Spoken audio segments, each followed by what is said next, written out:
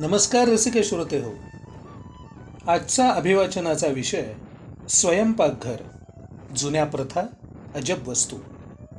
मूळ लेखक मकरंद करंदीकर. संकलन आणि वाचक स्वर सारंग चिंचणीकर. माणसाच्या आयुष्यात खाणेपिणे, भोजन, आहार यांचे स्थान खूप महत्त्वाचे आहे. जगभरात विविध देशांमध्ये पिकणारी अन्नधान्ये, भाज्या, फळे, तेथे उपलब्ध असणारे प्राणी, पक्षी आणि तेथील राहणीमान, भौगोलिक परिस्थिती अशा अनेक गोष्टींवर आधारित असा स्थानिक आहार पाहायला मिळतो. ज्या भागात ज्या प्रकारच्या अन्नाची गरज असते त्यानुसार त्याच्याशी निगडीत अशी अन्नसाखळी तेथे उपलब्ध होते. माणसाच्या प्रगतीबरोबरच जग कसे जवळ येऊ लागले तशी या खाद्य संस्कृतींची देवाणघेवाण होऊ लागली. त्यातील तफावत कमी होऊ लागली. जागतिक व्यापारामुळे एका प्रदेशातील खाद्यपदार्थ, धान्ये, फळे इत्यादी गोष्टी अन्य प्रदेशात उपलब्ध होऊ लागल्या. खाद्य संस्कृती ही वैविध्याने नटलेली आहे. भारतामध्ये तर हे वैविध्य खूपच आहे. भौगोलिक बदल तर फार थोड्या थोड्या अंतरावर दिसतात. तसेच ते धर्म, पंथ, समाज, चालीरीती यांमध्येही दिसतात. आता जरी बदल होत असले तरी पाश्चात्य पाककला जेथे संपते तेथे भारतीयांची सुरुवात होते असे म्हटले जात असे. आपल्याकडे पदार्थ शिजवले की मग स्वयंपाकघराला खरी सुरुवात होते. त्यानंतर भाजणे, फोडणी घालणे, तळणे, परतणे, कोरडे मसाले, ओले वाटण घालणे अशा विविध क्रियांनी असंख्य चवींचे हजारो पदार्थ तयार केले जातात.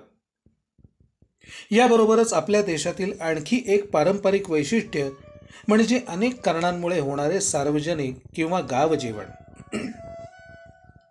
अशा मोठमोठ्या जेवणावळींसाठी अनेक प्रकारच्या पदार्थांचे आणि खूप मोठ्या प्रमाणात जेवण तयार केले जात असे. यावेळी वापरली जाणारी भांडी आणि विविध वस्तू या प्रचंड आकाराच्या असायच्या. प्रत्येक घरातील स्वयंपाकघरामध्ये अनेक पिढ्यांची खाद्य संस्कृती जपलेली असायची. या विभागाचे प्रमुखपद हे नात्याने ज्येष्ठ असलेल्या स्त्रीकडे आपोआपच यायचे. पूर्वीच्या काळी घराघरातून आढळणाऱ्या अनेक वस्तूंमध्ये एखादे वेगळेपण हमखासच आढळत असे. त्या गावातील अशा वस्तू बनवणारे हे केवळ सुतार, कासार, तांबट, लोहारच नव्हते तर ते खूप उच्च दर्जाचे कलाकार होते. या वस्तूंमध्ये उपयुक्तता, खास अशी काहीतरी कलात्मकता, वैशिष्ट्य असे सर्व काही असे. अद्वितीय, आगळेवेगळे असे काहीतरी त्यात सापडत असे. जुन्या स्वयंपाकघरात असलेल्या शेकडो वस्तूंपैकी पळ्या, झारे, कालथे, उलथणे, चमचे, उगराळे, मुदाळे, फुंकणी, चिमटे, सांडशी, हंडे, तपेली, कळशा, घागरी, रांजण, चौफुला, तांबे, लोटे, गडू, कावळे, ताटे, तबक, थाळे, कासंड्या, बंब, आप्पेपात्र, तवे, पस्ती, कालथवट, कढ्या, मोदक पात्र, पेले, फुलपात्रे, वाट्या, वाडगे, द्रोण, बरण्या, रव्या, घंगाळी, चरव्या, तसराळी, शिंकाळी, तस्त, फिरकीचे तांबे, खलबते, विळ्या, किसण्या अशा आणि इत्यादी भरपूर वस्तू थोड्या थोड्या का प्रमाणात सगळीकडे दिसतात. भारतामध्ये खाद्य संस्कृती अनेक बाजूंनी वेगळी आहे, वैशिष्ट्यपूर्ण आहे, हजारो वर्षांचा इतिहास असलेली आहे.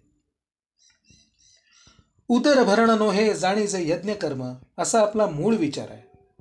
भोजन ग्रहण करण्याआधी अनेक मंत्र म्हणणे, देवाचे नाव घेणे अशा गोष्टी रूढ आहेतच. पण भोजनाच्या शेवटी अगदी सामान्य माणूसही अन्नदाता सुखी भव म्हणतो. भोजन संस्कृतीवर भीम आणि नल यांनी संस्कृत ग्रंथ निर्मिती केली आहे.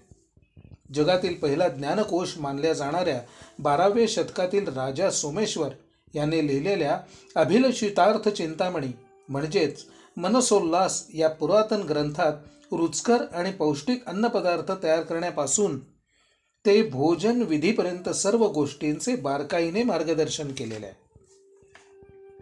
भारतात आणि विशेषतः महाराष्ट्रात पूर्वपार चालत आलेली भोजन पद्धती आणि जेवणासाठी वापरली जाणारी वैशिष्ट्यपूर्ण अशी स्वयंपाकघरातील वेगळ्या वस्तूंची आपण आज माहिती घेऊया.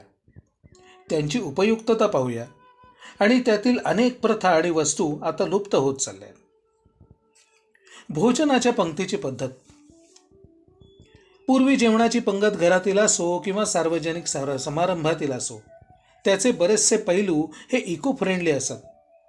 जेवणाचे पान हे मातीच्या किंवा सारवलेल्या जमिनीवर वाढले जात असे. अन्नाच्या वासामुळे पानाभोवती आजूबाजूंनी कीटक जमा होत असत. हे कीटक पानाभोवती फिरवलेल्या पाण्याची रेषा ओलांडून येऊ शकत नसत. ते या पानाभोवती पाण्याच्या रेषेबाहेरून फिरून चित्राहुतीपर्यंत पोचून त्या खात असत. पानाभोवती जर रांगोळी काढलेली असेल तर रांगोळी आणि हळद कुंकू यांची वस्त्रगाळ पावडर प्राण्यांच्या त्वचेला सहन होत नसल्याने ते रांगोळी ओलांडत नसत. उदबत्त्यांच्या धुरामुळे आणि वासामुळे उडणारे कीटक कमी होत. अन्नेच्छुक कीटकांना ठार न मारता त्यांना पिटाळून लावण्याची केलेली ही व्यवस्था खास लक्षात घेण्यासारखी आहे. वाढल्या जाणाऱ्या एक एक पदार्थांबरोबर त्यांच्या वासागणिक जेवणाऱ्याच्या जठराग्नी प्रदीप होत असे आणि उदबत्त्यांच्या सुगंधामुळे मन प्रसन्न होत असे. जेवणाची मानसिक तयारी पूर्ण होई त्यामुळे ॲपेटायझर आणि स्टार्टरची गरजच भासत नसे. पंगत सुरू असताना एखादी व्यक्ती श्लोक किंवा समर्पक असे काव्य म्हणत असे, त्यामुळे वातावरण अधिकच प्रसन्न होई. जेवण पूर्ण झाल्यावर आपोषणी म्हणून आचमन करून थोडे पाणी पित असत.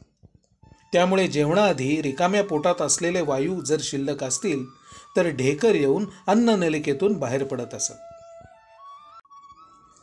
जेवणासाठी आणि अन्य पदार्थ, पेये, पक्वान्ने इत्यादी बनवताना शेकडो वस्तू वापरल्या जात असत. या वस्तूंची थोडक्यात माहिती आपण घेऊ. संपत्तीचे रक्षण करणारा हुंड्याचा हंडा. पूर्वी लग्नांमध्ये दिला जाणारा हुंडा हा अत्यंत वेगळ्या अशा खास हंड्यांमधून दिला जायचा व त्याला हुंड्याचा हंडा म्हणत असत. साधारण मोदक पात्राच्या आकाराचे भांडे तांबे, पितळ किंवा काशामध्ये घडवलेले जात असे. सर्वात वरती झाकणाला एक अत्यंत मजबूत अशी गोल कडी असायची. जर गावावर डाकूंचा हल्ला किंवा शत्रूंचा सैनिकांचा हल्ला झाला तर घरातील जड जवाहीर, पैसे, मूल्यवान वस्तू, दागिने वाचवण्यासाठी ते सर्व या हांड्यांमध्ये ठेवून तो स्वयंपाकघरातील भांड्यांमध्ये ठेवला जात असे. उटणटवळे किंवा वेडे भांडे. उटणटवळे या भांड्याला दूध उकळण्यासाठी विशेष पसंती असे. या भांड्याचे तोंड खूप मोठे नसायचे. घासण्यापुरता हात आत जाईल एवढेच असते. त्यामुळे दूध उतू गेले तरी कमी जायचे. दूध ओतताना धार नीट लागत असे. यात मांजराला पटकन 8 डोके घालता येत नसे. उटणटवळे हे तांब्या, कळशी, घागर, हंडा, तपेली, लोटा, गडू अशा कुठल्याही व्याख्येत बसणारे नाही. या भांड्याला कलही लावली जात असते. या भांड्याचा तळ एखाद्या मडक्याच्या तळासारखा गोल आणि अस्थिर असे. ते सहसा हलत डुगडुगत नसे. या भांड्यावरूनच एखादा अस्थिर आणि धरसोड करणाऱ्या पुरुषाला उटणटवळा आणि बाईला उटणटवळी म्हणत असत. पुन्हा भेटू पुढील भागात. स्वयंपाकघर यातील भांडी भाग क्रमांक 2. कृपया शब्दछंद क्रिएशन्स हे आमचं चॅनेल जरूर सबस्क्राईब करा. धन्यवाद.